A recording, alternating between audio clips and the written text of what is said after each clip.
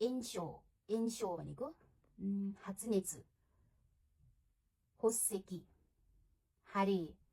इतामी नादो no Shojo गा आरु कोतो भनेको एन्सो भनेको इन्फर्मेसन भन्छ हैन इन्फर्मेसन भनेको चाहिँ अब ज्वरो आउनु त्यसमा चाहिँ रातो रातो रातो देखिनु हैन स्किनमा रातो रातो हुनु अनि हारे भनेको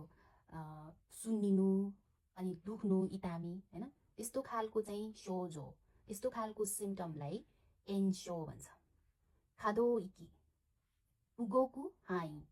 खादोइकी भनेको कहाँसम्म चाहिँ त्यो चल्छ त मतलब चलाउन सक्छ कति एरियासम्म चाहिँ चलाउन सकिन्छ त हात खुट्टा हल्लाउने हात खुट्टा चलाउने कहाँ माथिसम्म पुर्याउन सकिन्छ हैन त्यसलाई चाहिँ खादोइकी भन्छ जुनसुकै चिजलाई पनि यदि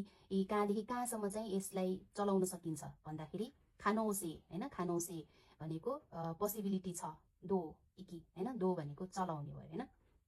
र इकी भनेको एरिया कहाँसम्मको एरियासम्म चाहिँ चलाउन सकिन्छ त हात कहाँसम्म माथि लान सकिन्छ खुट्टा कहाँसम्म खुट्टा कतिको चाहिँ चलाउन सकिन्छ त्यसलाई खादोइकी भन्छ हैन जस्तै अरु अब हात खुट्टा मात्रै नभएर कुनै पनि वस्तुलाई पनि हैन जस्तै थेसुरी पनि हुन्छ खादोइकी थेसुरी भनेको कतिसम्म चाहिँ तल माथि यताउति चलाउन सक्ने थेसुरीलाई खादोइकी थेसुरी भन्छ निगोरु किरेइदे थोमेना मोनोनी होकानो मोनोगा माजाते किरेइदे नाकुनारु जस्तै कि स्की तोते इरु जोताई गरास नादो अब सफा चिज हैन थोमेना भनेको एकदम ट्रान्सप्यारेन्ट त्यस्तो ट्रान्सप्यारेन्ट वस्तु जस्तै गरास भनेको ग्लास हैन त्यस्तो थोमे एकदमै ट्रान्सप्यारेन्ट वस्तुमा चाहिँ केही चिज परेर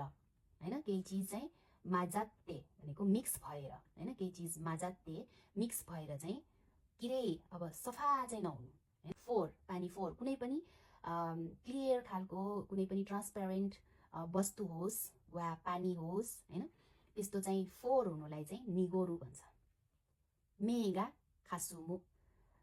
मोनोगा हाक्किरी मिएना कुनारु मेगा खासुमु भनेको धमिलो देख्नुलाई मेगा खासुमु भन्छ शिचुमे भनेको आँखा नदेख्नुलाई मेगा मिएना कुनारु आँखा नदेख्नु भन्नलाई शिचुमे सुरु भन्छ खानसेन सुरु ब्योगेंगा थाइनाइनी हाइरुकोतो खानसेन भनेर भन्छ हैन खानसेन भनेको संक्रमण हुनु हैन संक्रमण कसरी हुन्छ भन्दा बिरामी हुने जुन कारणहरू हैन जस्तै ब्याक्टेरिया भाइरसहरू शरीर भित्र छिर्नुलाई खानसेन भन्छ खेतथान भनेको चिगा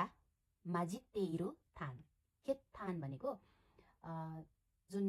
खकारमा हैन थान भनेको खकार है खकारमा चाहिँ रगत मिसिएको खकारलाई रगत मिसिएको खकारलाई